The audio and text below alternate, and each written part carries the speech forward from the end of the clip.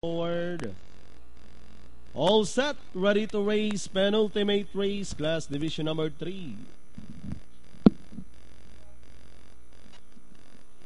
Gates open, they're up and racing. We've got a scramble for front. Salin Lahi moves up to grab the lead, running by the Real Magnolias Classic. Then racing in third, Haywire. I Am Strong racing in fourth, down in P. Pass forward. May Bukas pa racing in sixth as they move towards the half-mile pole. Magnolias Classic leading the field. Salin Lahi remains in second. I Am Strong trying to get closer in third, running by the Real Haywire.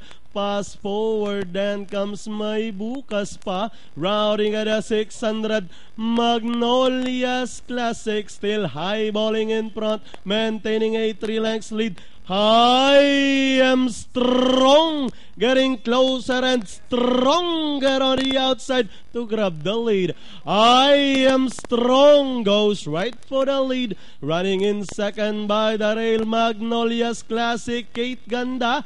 And now the stretch and leading the finish line, Reynaldo New Jr. on I Am Strong starts to draw away by about 3 lengths. Magnolias Classic moving up on the outside, pass forward, May Bukas pa. And finally, I Am Strong.